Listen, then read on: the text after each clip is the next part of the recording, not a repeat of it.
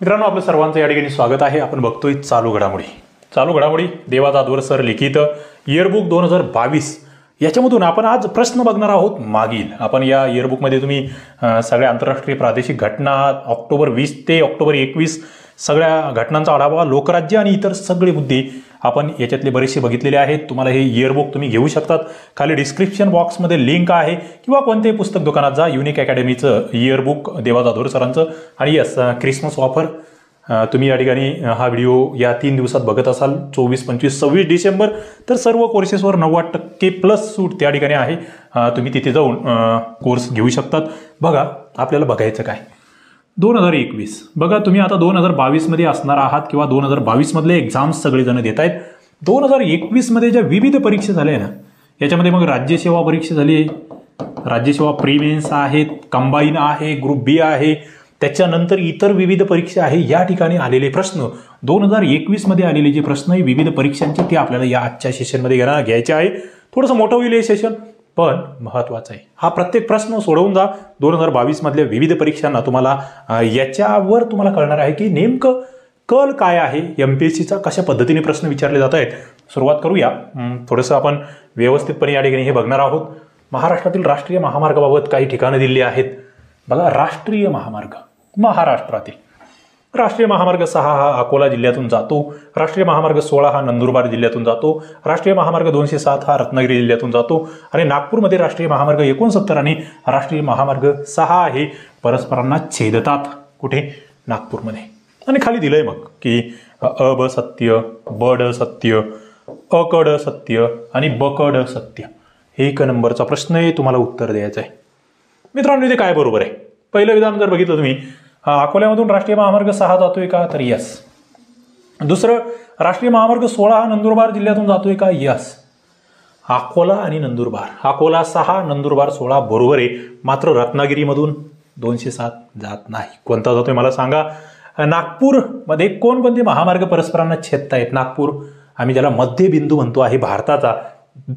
क आणि ड चुकीचे, अ आणि ब बरोबर आहे. प्रश्न विचारला गेलेला आहे.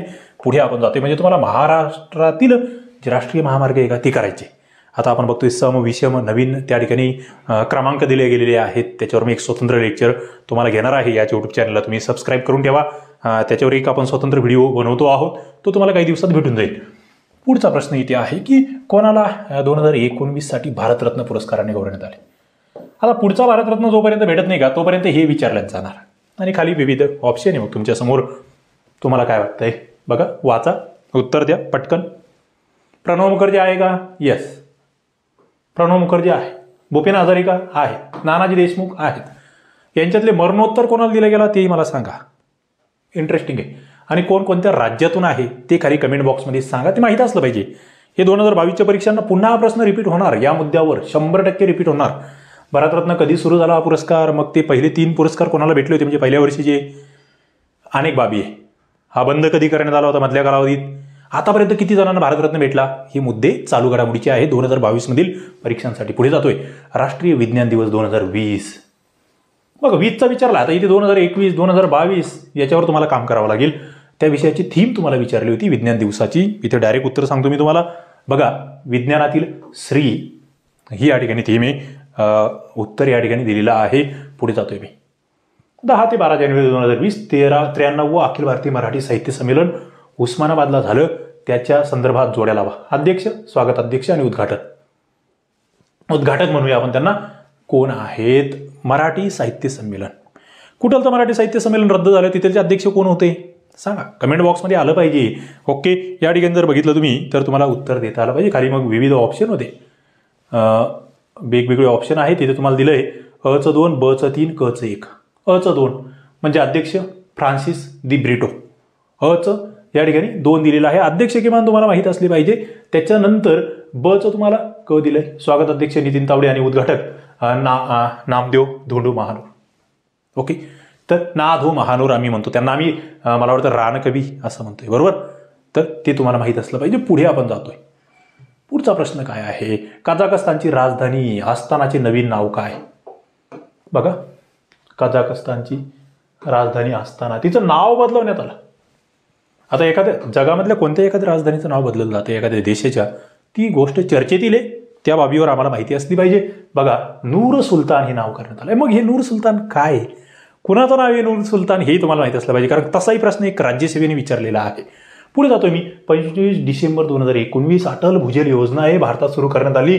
या योजनेमध्ये कोणत्या राज्यांचा समावेश आहे?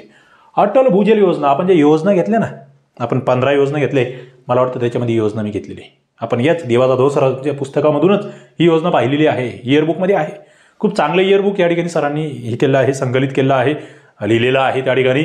जबरदस्त, म्हणजे कमी वेळेत तुम्हाला पूर्ण पुस्तक कव्हर होतं, रिव्हिजन करता येतं. युनिकचं हे बघा. अटल भूजल राज्य तुम्हाला विचारलेले आहे. याच्यामध्ये हरियाणा आहे का, महाराष्ट्र आहे का, सगळ्यात महत्त्वाचं ते बघा. इथे महाराष्ट्र आहे. तुम्हाला आधी हे माहीत पाहिजे बाबा महाराष्ट्र आहे, म्हणजे तुमचं एक तरी कट होतं या ठिकाणी. नंतर मग उत्तर प्रदेश, राजस्थान, मध्य प्रदेश, गुजरात, कर्नाटक, हरियाणा हे माहीत असलं पाहिजे. याच्यामध्ये पश्चिम बंगाल नाही आहे, याच्यामध्ये नागालँड नाही आहे, याच्यामध्ये जम्मू काश्मीर नाही आहे. लक्षात ठेवा, मध्य प्रदेश आहे, राजस्थान आहे, यूपी आहे. अटल भूजल योजना. प्रश्न काय विचारला जातो हे जर एकदा कळायला लागलं, मग अभ्यास काय करायचा हे आम्हाला कळतं.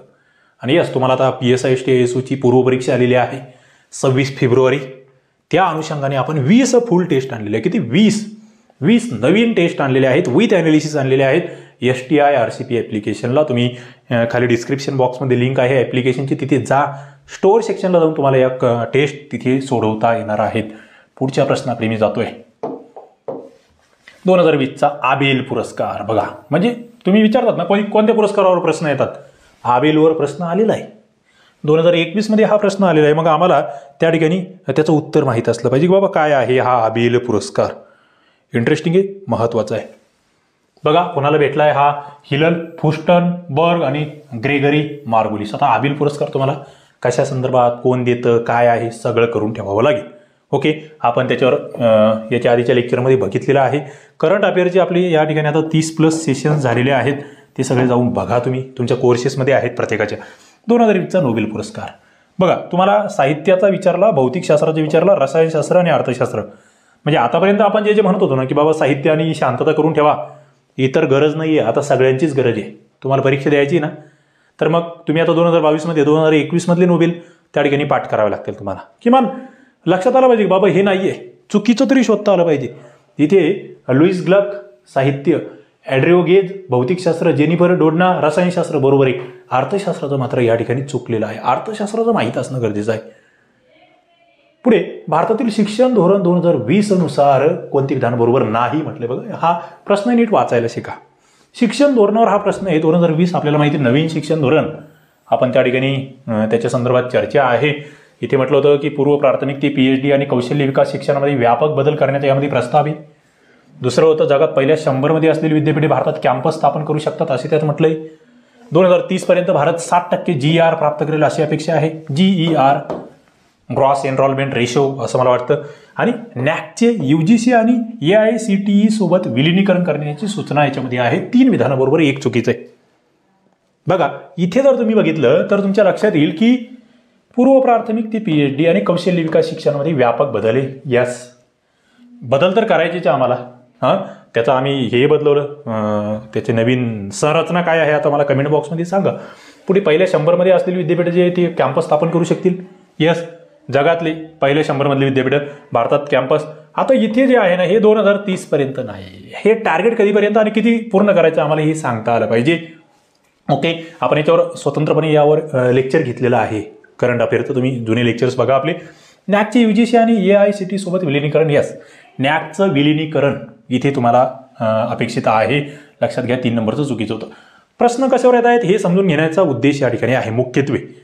ओके, इथे तुम्हाला फक्त टॉपिक जे आहेत 2021 मध्ये कोणत्या टॉपिकला त्या ठिकाणी हात घातला गेला होता आयोगाकडून, आम्हाला ते टॉपिक करावे लागतील पुढे, हा या ठिकाणी माझा उद्देश आहे. 2020 मध्ये भारत सरकारने सुरू केलेल्या योजनांच्या संदर्भात पुढील विधानांचा विचार करा. बघा, भारत सरकारच्या योजना, वेगवेगळ्या योजना तुम्हाला माहिती असल्या पाहिजे. इथे दिलंय तुम्हाला निष्ठा हा शिक्षक प्रशिक्षण कार्यक्रम आहे. दुसरं स्वनिधी हा कारागिरांना परवडणाऱ्या कार्यकारी भांडवल कर्जाची सुविधा देणारी ही योजना आहे, स्वनिधी. त्याच्यानंतर सत्यभामा ही विज्ञान आणि तंत्रज्ञान संशोधन विकासास प्रोत्साहन देणारी योजना आहे. आणि पुढे मनोदर्पण ही योजना ग्रामीण भागातील पर्यटनासाठी, म्हणजे तुम्हाला फुल टू योजना विचारल्या.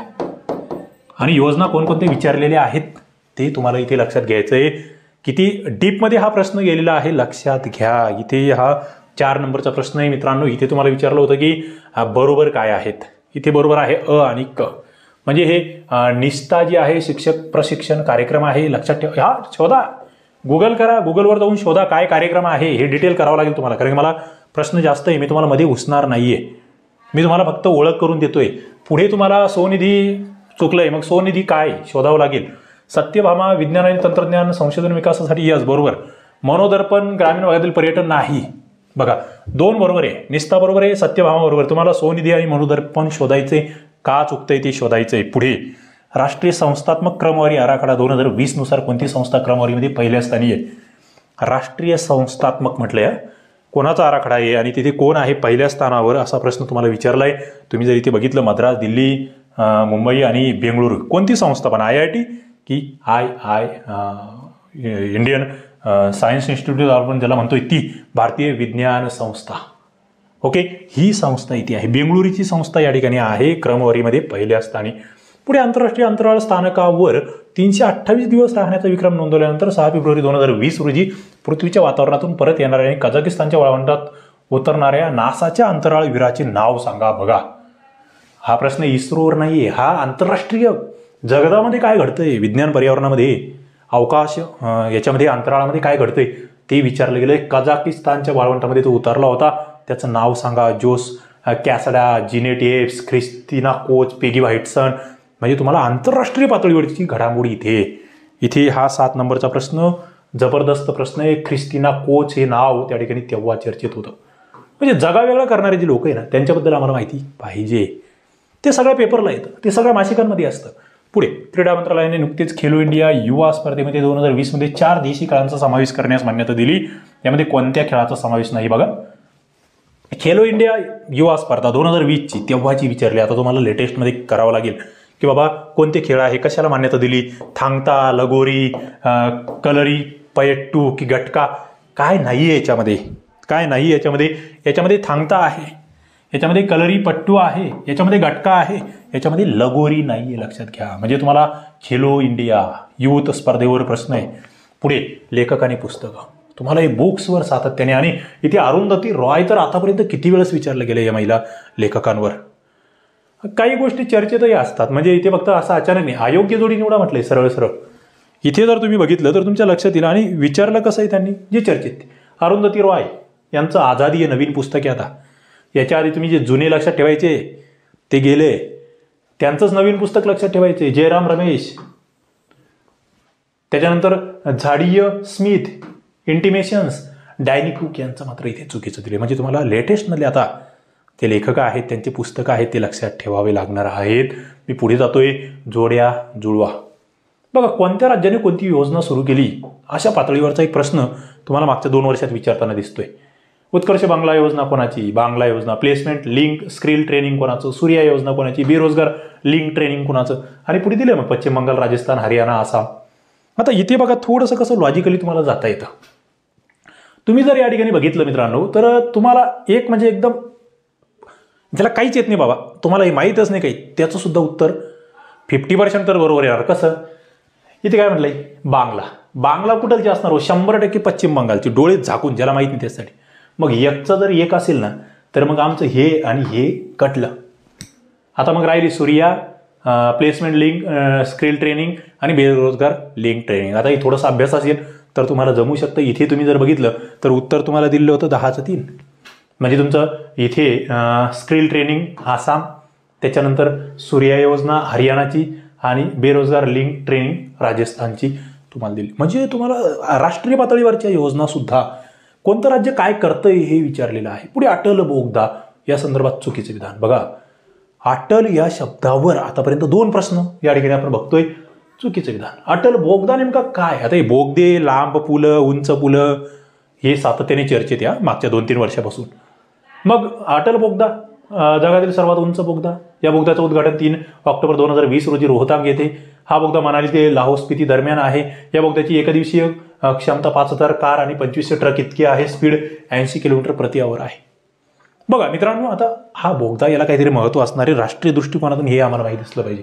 तुम्हाला चुकीचं विचारलं. पहिलं म्हणजे सर्वात उंचावरचा बोगदा असणार आहे. सर्वात उंचावरचा बोगदा असणार आहे, लक्षात घ्या. उद्घाटन 2020ला या ठिकाणी केलं गेलं आहे. रोहतांग पास म्हणतो आपण त्याला, ती जी तिथे हे आहेत तिथून आपण म्हणूया त्याला. त्याच्यानंतर मनाली ते लाहोर स्पिती दरम्यान हा बोगदा असणार आहे, हे लक्षात घ्या. इथे जे आहे ना त्याची क्षमता, त्याच्याबद्दल इथे चूक झालेली आहे. पण अटल बोगदा तुम्हाला व्यवस्थित करावा लागणार आहे. तुम्ही या ठिकाणी अभ्यास करता आहात STI-RCP ॲप्लिकेशनला, ज्याचे की आता हे 70,000हून जास्त डाउनलोड्स झालेले आहेत आणि खूप सारी तुमचं जे प्रेम आहे ते आता आणखी वाढत चाललेलं आहे. तुमच्यातले जे नवीन मित्र आहे ते गुगल प्ले स्टोअरवर जाऊन हे ॲप्लिकेशन डाउनलोड करू शकतात. ज्यांना या आपल्या लेक्चरचा फायदा होतोय ते मित्र नक्की या ठिकाणी आणखी आपलं रेटिंग वाढवू शकतात, चांगला रिव्ह्यू देऊ शकतात. ओके, पुढे आपण जातोय. पुढचा प्रश्न 2020 कोणत्या प्रतिष्ठित व्यक्तीने इंस्टाग्रामवर 4 तास 44 मिनिटांमध्ये 1 मिलियन फॉलोअर्स मिळवून गिनीज वर्ल्ड बुकमध्ये नोंद त्या व्यक्तीची झाली असं म्हटलेलं आहे. बघा, 4 तास 44 मिनिटांमध्ये 1 मिलियन फॉलोअर्स मिळालेले आहेत. अशी प्रतिष्ठित व्यक्ती कोण? बॉग जोहो, ॲमी कोनी बॅरन, डेव्हिड ॲटेनबोईंग आणि सना मरीन. जबरदस्त. आता या ठिकाणी हा प्रश्न तुम्ही म्हणाल सर नवीन वाटते, ज्यांनी वाचलंय त्यांच्यासाठी नवीन आहे, पण डेव्हिड ॲटेनबोईंग मग कोण आहे शोधून बघा, गुगल करा. ओके, करावं लागेल ते. 22वी हुनर हॅट. आता ही तुम्हाला विचारली की भारत हस्तकला कारागिरांना प्रोत्साहन देणारी ही योजना आहे, ती कोठे पार पडली असं म्हटलंय. हे हुनर हाट चर्चेत आहे. हस्त कारागीर जे आहेत त्यांच्यासाठी प्रोत्साहन आहे. जयपूर, फिरोजपूर, रामपूर की भरतपूर, कोठे पार पडली ही 22वी हुनर हॅट तुम्हाला विचारलेली आहे. 13 नंबरचा हा प्रश्न आहे. आणि जयपूर म्हटलं कोणतं? सरळ तुम्हाला म्हणजे इथे थोडंसं लॉजिकली जाता आलं असतं की बाबा हे राजस्थानमधलं एक महत्त्वाचं शहर या ठिकाणी आहे. पुढे बघा, तुम्हाला PSI SO 2021 मध्ये विचारलेले प्रश्न या ठिकाणी काही आपण घेतोय. याच्या आधीची राज्यसेवा, UPSC विविध परीक्षांना आलेले प्रश्न आहे.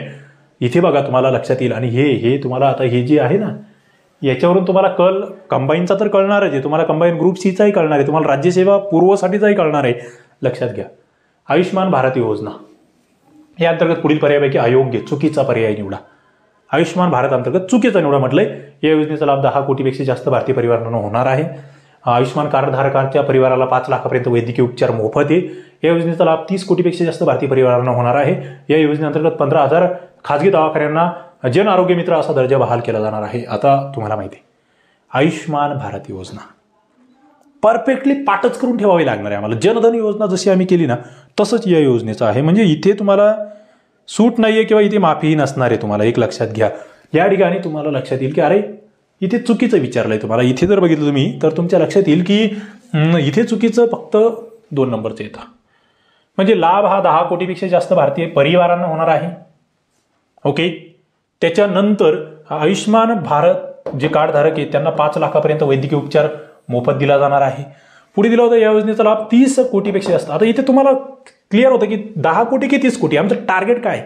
टार्गेट आमचं आहे 10 कोटी. लक्षात ठेवा. परिवार. ओके, 10 कोटीपेक्षा जास्त भारतीय परिवारांना. आता परिवार, आमची लोकसंख्याच 121 कोटी. मग आमच्याकडे परिवार मॅक्झिमम किती असू शकतात? हाही एक थोडंसं लॉजिकचा भाग आहे. त्याच्यामुळे इथे हे चुकतंय. 5 लाखापर्यंत हे आहे मोफत उपचार आहे. 15,000 खाजगी दवाखान्यांना जन आरोग्य मित्र असा दर्जा. लक्षात घ्या या ठिकाणी उत्तर काय येतंय. पुढे मी जातोय. म्हणजे हे बरोबर होतं. अखिल भारतीय मराठी साहित्य संमेलन म्हणजे बघा मराठी नाट्य साहित्य संमेलनावरही प्रश्न आहे तुम्हाला. स्थळ माहीत असलं पाहिजे, वर्ष माहीत असलं पाहिजे, संमेलनाध्यक्ष माहीत असले पाहिजे. म्हणजे फक्त मागील एका वर्षाचं केलं बाबा, आता 2022 मध्ये मी परीक्षा देतोय आणि 2021चं लक्षात ठेवलं नाही जमणार. इथे तुम्हाला हा प्रश्न 2021 मध्ये आला. 16, 17, 18, 19 4 वर्षाचे विचारले मागचे. याच्यातून तुम्हाला काय शिकायचं ते तुम्ही ठरवा की बाबा आपल्याला वरच्यावर जर उड्या मारल्या तर संपले. इथे उत्तर तुम्हाला दिलं होतं 2चं 3.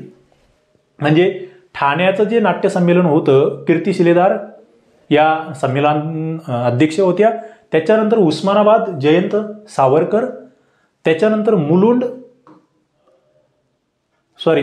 ठाण्याला गंगाराम गवाणकर, उस्मानाबादला जयंत सावरकर, त्यानंतर मुलुंड कीर्ती शिलेदार 2018 आणि नागपूरसाठी या ठिकाणी प्रेमानंद गजवी. आता हे लेटेस्टमधलं आम्हाला नागपूर प्रेमानंद गजवी माहीत होतं.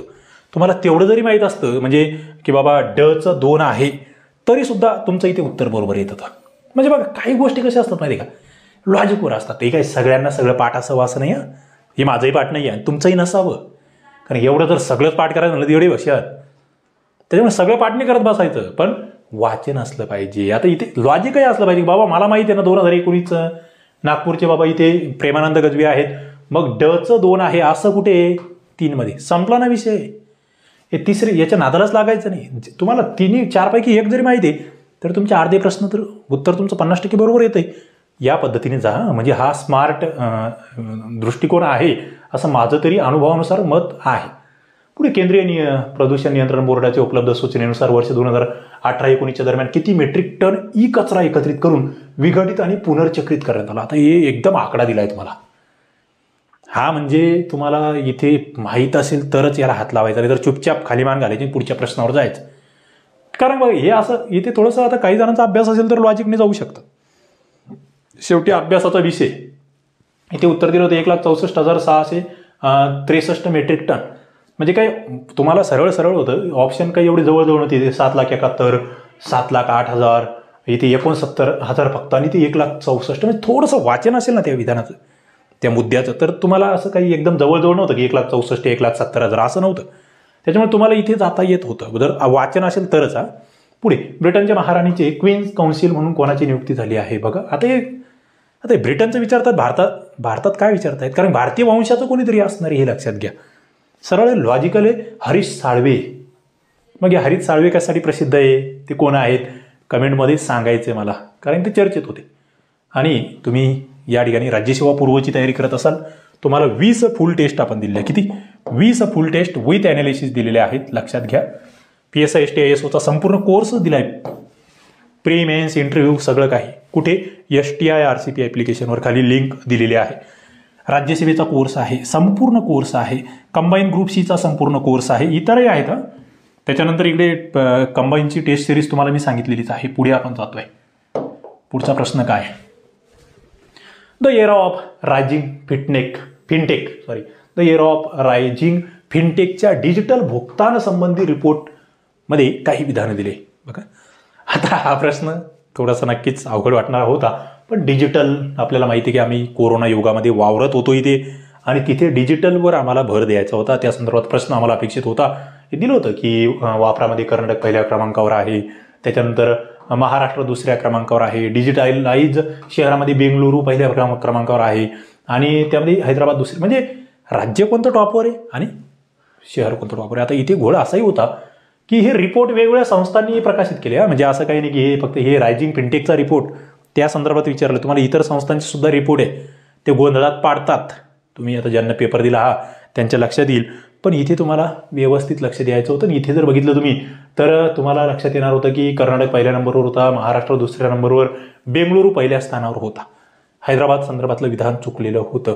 पुढे जातोय मी. उच्च शिक्षण संस्था नवनिर्माणाची संस्कृती रुजवण्यासाठी भारत सरकारने मनुष्यबळ विकास मंत्रालय जे आहे त्यांनी जो इम्प्रिट2 नावाचा जो ती योजना केली ना, त्याच्यामध्ये कोण सहभागी होऊ शकतं. बघा इम्प्रिट2 कंबाईनवाले मित्र जी PSI STI ASOची तयारी करतायत, जे कंबाईन ग्रुप सीची तयारी करतायत ना, त्यांनी लक्षात ठेवा तुम्हाला अशाच पद्धतीचे प्रश्न 2022 मध्ये येतील. मग काय होतं, आम्ही वाचतो काय आणि परीक्षेला येतं काय, हा फार मोठा घोळ आहे. आणि याच्यासाठी तुम्हाला जास्तीत जास्त रिव्हिजन, जास्तीत जास्त त्या ठिकाणी प्रश्नांचा सराव, याला दुसरा ऑप्शन नाहीये. ओके, इथे मग कोण कोण आहे, खाजगी महाविद्यालयातील प्राध्यापक, ITI मधील प्राध्यापक, IIT NIT IIT मधील प्राध्यापक, पुढे IIT NIT IIT आणि IIM IISER आणि सेंट्रल युनिव्हर्सिटीमधील प्राध्यापक, आणि खाली मग पुन्हा पर्याय दिलेले आहेत. 6 नंबरचा प्रश्न आहे मित्रांनो. इथे जर बघितलं तुम्ही तर कोण सहभागी होऊ शकतात. बघा इथे खाजगी महाविद्यालय आले ना, इथे एक लक्षात घ्या की बाबा खाजगीला संधी नव्हती. जर थोडंसं वाचलेलं असेल तर. आणि ITI मधले प्राध्यापक, ITI तुम्हाला माहिती आहे की इथे तुम्हाला इम्प्रिट2 म्हटलेलं आहे, उच्च शिक्षण संस्थाबद्दल बोलले जाते, आणि तिथे कुठेतरी या 2 गोष्टी येणार नाही, लक्षात घेणं गरजेचं होतं. इथे उत्तर 4 नंबरचं तुमचं लॉजिकने सुद्धा तुम्ही या प्रश्नापर्यंत जाऊ शकता. विद्यार्थ्यांना शासकीय वसतिगृहामध्ये प्रवेश मिळालेला नाही अशा विद्यार्थ्यांना मॅट्रिकोत्तर शिक्षण घेता यावे म्हणून भोजन, निवास व इतर शैक्षणिक सुविधा उपलब्ध करून घेण्यासाठी सरकारने टिंबटिंब सुरू केली. पहिला मुद्दा कोणासाठी, अनुसूचित जाती आणि नवबौद्ध.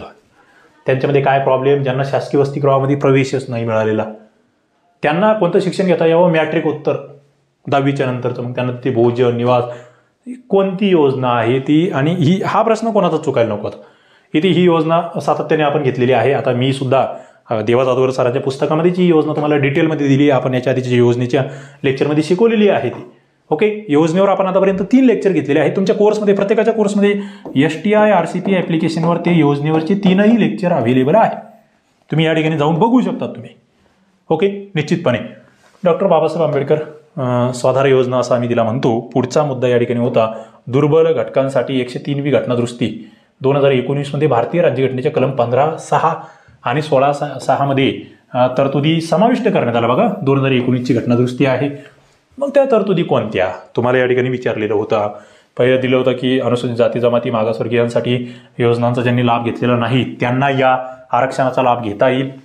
हे जे EWS म्हणतो ना आपण 103वी घटनादुरुस्ती, ही तर हिच्यावर किती काय काय चर्चा झाली आहे तुम्हाला माहिती आहे आणि प्रत्येकाने ही वाचलेलीच असणार आहे त्यावेळेस तरी.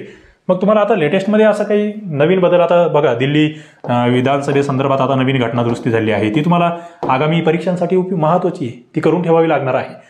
तशी ही घटनादुरुस्ती तेव्हाची होती. दुसरं 13% आरक्षणाचं प्रमाण राहील असं म्हटलं होतं. त्याच्यानंतर आपण पुढे जाऊया. त्याच्यानंतरचं विधान होतं या आरक्षणाचा लाभ शैक्षणिक आणि नोकरीविषयक बाबींना लागू होईल. हे शब्द फार महत्त्वाचे असतात. फक्त शिक्षणात की नोकरी आणि शिक्षण दोन्हीमध्ये. आर्थिक मागासवर्गीयांना 10% आरक्षणाचे प्रमाण राहील आणि खाली विचारलं होतं की योग्य काय आहे. इंटरेस्टिंग आहे, महत्त्वाचं आहे. शेवटपर्यंत व्हिडिओ बघा, लेक्चर शेवटपर्यंत बघा, तर तुमच्यामध्ये ती धमक आहे काहीतरी गोष्ट सलग सातत्याने करण्याची. याचं ते लक्ष नाही. चिवडाचवडी करायची 2-2 मिनटं 10-10 मिनटं इकडे पळ तिकडे पळ, ती कुठेच टिकत नाही. ते लक्षात ठेवा. त्याच्यामुळे मी तुम्हाला माहिती आहे की कामाचं एक कामाचं वायपळ एकही शब्द बोलत नाहीये. इथे हा 8 नंबरचा प्रश्न होता आणि याचं उत्तर होतं 3. म्हणजे क बरोबर होतं काय, शैक्षणिक आणि नोकरी दोन्हीमध्ये आरक्षण भेटेल, 10% आरक्षण राहील. ब चुकीचं होतं. मग ब काय की आर्थिक मागासवर्गीय 13%. हे तर म्हणजे एकदम लॉजिकल होतं तुम्हाला की बाबा 10% आरक्षण हे सगळ्यांनाच माहित होतं. एकदम ज्याला त्याचा एकदम थोडा अभ्यास आहे त्याला सुद्धा सरळ ते चुकीचं मारणं होतं तुम्हाला. म्हणजे दिसायला जरी एवढा मोठा प्रश्न असला ना तरी, आणि कोणाला होतं ते की ज्यांनी SC ST OBC मध्ये जे नाहीये त्यांना या ठिकाणी तो लाभ होता. म्हणजे प्रश्न जरी दिसायला मोठा होता ना तरी लॉजिकल होतं. लक्षात घ्या, तुम्हाला फक्त अभ्यासक्रमाचा आणि अभ्यासासोबत थोडंसं तिथे विचार करता आला पाहिजे परीक्षा हॉलमध्ये. पुढे मराठी काका म्हणून प्रसिद्ध असलेले प्राध्यापक अनिल गोरे यांना मराठी भाषा प्रसार आणि प्रचाराच्या संदर्भात जो पुरस्कार देण्यात येतोय 2019चा तो पुरस्कार जाहीर झाला आहे. कोणता पुरस्कार आहे की जो मराठी भाषा प्रसार आणि प्रचारासाठी दिला जातोय? अनिल गोरे यांना भेटलेला आहे. म्हणजे मराठी साहित्य विश्वातील पुरस्कारासंदर्भातला हा प्रश्न या ठिकाणी विचारलेला होता. मित्रांनो, कविवर्य मंगेश पाडगावकर पुरस्कार असं त्याचं नाव आहे. पुढे आंतरराष्ट्रीय संघटना विकास संघ, ज्याला आम्ही IODA म्हणतो, चे जनरल व्हाईस प्रेसिडेंट म्हणून नियुक्त होणारे पहिले भारतीय व्यक्ती कोण? बघा, भारतातले व्यक्ती कोणीतरी आंतरराष्ट्रीय संस्थेवर दुसऱ्या देशामध्ये मोठ्या पदावर गेले ते चर्चेत येतात, ते आम्हाला लक्षात ठेवावे लागतात. इथे ऑप्शन होते, मग विविध ऑप्शन तुमच्या समोर आहे. 10 नंबरचा प्रश्न आहे विनया शेट्टी, हे उत्तर त्या ठिकाणी होतं. आंतरराष्ट्रीय संघटना विकास संघाच्या त्या ठिकाणी व्हाईस प्रेसिडेंटपदी त्यांची नेमणूक होती. पुढे भारतीय अंतराळ संशोधन संस्था इस्रो 2020 मध्ये कोणती मानवरहित मोहीम अंतराळात पाठवणार आहे असं म्हटलं होतं. हा तर त्या ठिकाणचा म्हणजे एकदमच गाजलेला मुद्दा होता. एकदम सोपा. गगनयान, व्योमामित्र, रोबोनाऊट आणि फेडॉर. पण याला बऱ्याच जणांना कन्फ्यूज केलं गेलं होतं. आता इथे बऱ्याच जणांना काय वाटलं होतं गगनयान, पण हे व्योममित्रा, हे मानवरहित हा शब्द महत्वाचा आहे. पुढे भारताचे प्रथम लोकपाल म्हणून यांची नियुक्ती झाली. कोणाची प्रथम लोकपाल? म्हणजे या वर्षीच्या 2020-19च्या परीक्षेमधला माझ्यामध्ये हा सगळ्यात सोपा प्रश्न. PC घोष आम्ही ज्यांना म्हणायचो, किंवा न्यायमूर्ती पिनाकीचंद्र घोष. मग हे लोकपाल संदर्भात बेसिक गोष्टी तुम्हाला माहीत असेल. असं UPSC प्रीला काय प्रश्न आलेले बघा, थोडे प्रश्न आहे, पण असं नाही. काही जण आता पळतील, UPSC प्री आहे, मी तर कंबाईन ग्रुप C देतो, मी तर तलाठी देतो, मला काय कामाचे. अरे बाबा, याच्यातून तर तुम्हाला घडायचं आहे. तुम्हाला राज्यसेवा प्रीपेक्षा UPSC प्रीचे प्रश्न सोपे असतात, हे माहिती आहे का? तसं बोलतात विद्यार्थी बरेचसे, UPSC देणारे, राज्यसेवा देणारे. त्याच्यामुळे तुम्हाला याच्यातून कळतं की अरे मला काय करावं लागणार आहे, प्रश्न बघा 2021 मधले हे सगळे प्रश्न वाचावे लागेल तुम्हाला, तुम्ही कोणती परीक्षा देत असाल. भारतरत्न आणि पद्म पुरस्कारावर प्रश्न येतोय पहिला मुद्दा. क्लिअर? राज्यघटनेच्या कलम 18(1) अंतर्गत पदव्यांमध्ये भारतरत्न आणि पद्म पुरस्काराचा समावेश होतो. त्याच्यानंतर पद्म पुरस्काराची स्थापना 1954 मध्ये झाली आणि आजतागायत फक्त एकाच वेळा हे पुरस्कार बातिल करण्यात आले होते. त्याच्यानंतर एखाद्या विशिष्ट वर्षाचा विचार करता जास्तीत जास्त 5 जणांना भारतरत्न पुरस्कार दिला जाऊ शकतो. कोणतं विधान योग्य नाही असं म्हटलेलं आहे. बघा, इंटरेस्टिंग प्रश्न हे, महत्त्वाचे प्रश्न हे, उत्तर तुम्हाला देता आलं पाहिजे. आता इथे जर बघितलं तुम्ही की कोणतं विधान योग्य नाहीत, तुम्हाला सगळं व्यवस्थित माहीत असलं पाहिजे. इथे पदव्यामध्ये यांचा समावेश आहे का? 18(1) मध्ये पहिलं चुकतंय, दुसरं चुकतंय, तिसरं चुकतं आहे. कोणतं विधान योग्य नाहीत की सॉरी या ठिकाणी तिन्ही विधानं बरोबर येत आहेत. तुम्हाला इथे प्रश्न कसा विचारला होता बघा. प्रश्न विचारताना काय विचारलं की कोणतं योग्य नाहीत, आणि तुम्हाला या ठिकाणी कोणतं योग्य नाही म्हणजे तुम्ही जर म्हटले बाबा अ आणि ब योग्य नाही, ओके, विधानं ध्यानात घ्या असं म्हटलेलं होतं. आणि ते कोणतं योग्य आहे आणि कोणतं योग्य नाही असं विचारलेलं होतं. तुम्हाला या ठिकाणी तीनही योग्य नाहीत म्हणायचं, तर मग उत्तर काय द्यायला? अ ब क, तीनही विधानं योग्य नाहीत. आता जास्तीत जास्त 5 जणांना भारतरत्न पुरस्कार दिला गेलाय का आतापर्यंत? नाही दिला गेलाय. सरळ तुम्हाला याच्यावरूनही कळतंय. आता हा एकदा रद्द केला नाही, आणि इथे हे पदव्या आपल्याला माहिती आहे की बाबा हे पद्म पुरस्कार वगैरे पदव्यामध्ये येतच नाहीये. लक्षात घ्या, ते तुम्ही राज्यघटनेमध्ये वाचलेलं असू शकतं. त्यामुळे 4 नंबरचं उत्तर होतं. पुढे खालील विधानही लक्षात घ्या. विधान 1, विधान 2 बघा. संयुक्त राष्ट्र भांडवल विकास निधी आणि आबोर डे फाउंडेशन यांच्याद्वारे हैदराबाद शहराची निवड 2020 सालासाठी जागतिक वृक्ष शहर म्हणून झाली. हैदराबाद शहराने शहरी वनांच्या बाबतीत वृक्षारोपण संवर्धन या बाबतीत असणारी बांधिलकी जपल्याने हैदराबादची निवड करण्यात आली. आणि खाली मग विधान आहे. प्रश्न महत्वाचा आहे. प्रश्न काय बघा, इथे जर बघितलं तुम्ही तर आता इथे हैदराबाद शहराची निवड हे बरोबर आहे, पण पहिल्या चुकीचं आहे. मग ती कोणी निवड केली हा प्रश्न येईल. इथे तुमचं 1 चूक 2 बरोबर आहे. तुम्हाला थोडंसं बघावं लागेल तिथे, पण तशा पद्धतीचा प्रश्न येऊ शकतो. 32वी उन्हाळी ऑलिम्पिक स्पर्धा, त्यावर प्रश्न होता.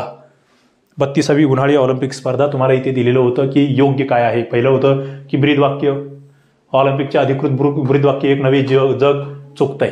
आणि यामध्ये मग sport, climbing, surfing, skateboarding, karate, baseball यांचा समावेश करण्यात आला. यस, उन्हाळी ऑलिम्पिक संदर्भात प्रश्न होता, फक्त ब बरोबर होतं, पहिलं चुकीचं होतं. ऑलिम्पिकचे आधुनिक ब्रीदवाक्य काय, एकदा गुगलवर सर्च करा, तुम्हाला कळेल का चुकतंय. पुढे जातोय मी. पुढचा प्रश्न 2000 साली सुरू करण्यात आलेले लॉरियस जागतिक क्रीडा पुरस्कार. बघा, लॉरियस जागतिक क्रीडा पुरस्कारावर या ठिकाणी हा प्रश्न विचारलेला होता. नवीन आहे आमच्यासाठी, माहीत असलं पाहिजे. 2000 साली सुरू करण्यात आलाय. हा चर्चेत आहे म्हणून विचारला गेलाय. पण मग उत्तर काय? उत्तर काय? अ आणि क या ठिकाणी बरोबर आहे. डायरेक्टली सांगतोय मी तुम्हाला, जास्त इथे आपल्याला वेळ घ्यायचा नाहीये. अमेरिकेचा गोल्फपटू टायगर वुड्स हा सदर पुरस्कार पटकावणारा पहिला खेळाडू ठरला. आणि रॉजर फेडररला इतर खेळाडूंच्या तुलनेत हा पुरस्कार सर्वाधिक वेळा प्रदान करण्यात आला. एवढं लक्षात ठेवा बस. जास्त मध्ये घुसत नाहीये. UPSCचे प्रश्न आहे. तुमची या ठिकाणी ती मेंटॅलिटी नसणार आहे बऱ्याच जणांची, 90% कारण की आम्हाला काय होतं, आम्हाला असं नको वाटतं की UPSC आम्ही जर राज्यसेवा करतोय किंवा आम्ही कंबाईन राज्यसेवाले ठीक आहे, पण कंबाईनवाले कुठेतरी तिकडे टाळाटाळ करतात. कसोटी क्रिकेट अजिंक्यपदाबाबत विधानं बघा. किती सामने जिंकले आहेत यावरून अंतिम क्रमवारीची यादी बनवण्यात आली. न्यूझीलंडने इंग्लंडपेक्षा जास्त सामने जिंकल्याने क्रमवारीत न्यूझीलंड हा देश इंग्लंडपेक्षा वरच्या स्थानावर होता. आपल्याला माहिती की ते न्यूझीलंडने ही ते टेस्ट चॅम्पियनशिप जिंकली आणि भारत त्या ठिकाणी उपविजेता होता. हे आता यावर्षी येऊ शकतं. इथे हा प्रश्न इथे तुम्हाला दिलेलं होतं की कोणतं विधान योग्य आहे. इथे दोन्ही गोष्टी चुकीच्या आहे असं म्हटलेलं होतं. बघा, इथे सरळ काय माहिती का, आता एक कसोटी क्रिकेट अजिंक्यपद म्हणजे कसोटी आपण जसं वर्ल्ड कप म्हणूया थोडक्यात, त्याला फक्त किती सामने जिंकले याच्यावरून नाही ठरत आहे. लक्षात घ्या. ओके, ती यादी बनवण्यात आली. किती सामने जिंकले याच्यावरून ठरत नाही. न्यूझीलंडने इंग्लंडपेक्षा जास्त सामने नाही. दोन्ही विधानं चुकत आहेत. त्याला इतरही काही निकष त्या ठिकाणी आहेत, ते लक्षात घ्यावे लागतील. पुढे आपण जातोय. ACEZ ही संज्ञा बऱ्याचदा कशाच्या संदर्भात चर्चेत असते. काय आहे? एसेज असं म्हणू शकतो आपण त्याला. 6 नंबरचा प्रश्न आहे. उत्तर जर बघितलं तुम्ही तर विविध हे दिलं होतं. जनुके म्हटलं होतं, दिशादर्शक प्रणाली म्हटलं होतं, रेडिओ कॉलर्स म्हटलं होतं, विषाणूजन्य रोगाचा प्रादुर्भाव. काय ACEZ काय आहे? विषाणूजन्य रोगाचा प्रादुर्भाव. याचा फुल फॉर्म गुगलवरून सर्च करा, निश्चितपणे तुम्हाला अतिरिक्त माहिती भेटेल. रिकॉम्बिट व्हेक्टर व्हॅक्सिन बाबत सध्या होत असलेल्या विकासाबाबत खाली विधानं ध्यानात घ्या. बघा, या व्हॅक्सिनच्या विकासासाठी जनुकीय अभियांत्रिकीचा वापर केला जातो. जीवाणू आणि विषाणूचा वापर यामध्ये व्हेक्टर म्हणून केला जातो असं म्हटलेलं आहे. 2 विधानं विचारलेली होती आणि तुम्हाला दोन्ही विधानं योग्य दिली होती. म्हणजे रिकॉम्बिट व्हेक्टर व्हॅक्सिन जे आहे ना, त्याच्यासाठी जनुकीय अभियांत्रिकीचा वापर होतोय. पहिला मुद्दा नोट डाऊन करा. दुसरं, जीवाणू आणि विषाणूचा वापर यामध्ये व्हेक्टर म्हणून केला जातोय. आम्हाला सोपं घ्यायचं, पुढे जायचं. पुढे जातोय मी. बोलगाड 1 आणि बोलगाड 3 हे तंत्रज्ञान कशाच्या संदर्भात चर्चेत असतात. बोलगाड म्हणजे जे शेतकऱ्याची मुलं आहे त्यांना इथे वेगळं काही सांगायची गरज नाही असं मला वाटतं. बरोबर, कारण की हे सरळ काय आहे, जनुकीय तंत्रज्ञान आहे. आणि आम्ही कापसाच्या बाबतीत ती बोलगाड तुम्हाला चर्चा झालेली असते सातत्याने.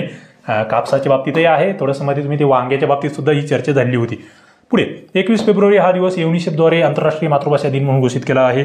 बांगला ही राष्ट्रीय भाषेपैकी एक भाषा असावी अशी मागणी पाकिस्तानच्या संविधान सभेमध्ये करण्यात आली. काय योग्य आहे? 9 नंबरचा प्रश्न आहे. बघा इथे योग्य काय आहे, तर इथे हे 2 नंबरचं योग्य की बांगला ही एक भाषा असावी अशी पाकिस्तानच्या संविधान सभेत करण्यात आली मागणी.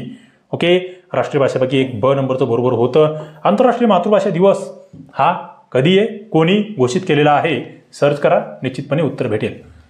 आणि तुम्ही भूमी अभिलेखची तयारी करत असाल, म्हाडाची तयारी करत असाल, तलाठी, सरळ सेवा, ग्रामसेवक कशाची तयारी करत असाल तर STIRCP ॲप्लिकेशन खाली डिस्क्रिप्शन बॉक्समध्ये लिंक आहे, डाउनलोड करा. त्या ठिकाणी तुम्हाला बऱ्याच याचे कोर्सेस भेटतील, स्टडी मटेरियल भेटेल, डेली लाईव्ह सेशन भेटतील, सर्व काही. तुम्हाला कसा वाटला व्हिडिओ लाईक करा, कमेंट बॉक्समध्ये नक्की सांगा. आणि याच्या पुढे सुद्धा कशावर लेक्चर्स बनवायचे ते सांगत राहा. जे कोर्समधले मित्र आहे त्यांनी याच्या आधीचे सगळे लेक्चर्स बघून टाका. चला एकदा लाईक करा, शेअर करा, सबस्क्राईब करा. थांबूया. धन्यवाद.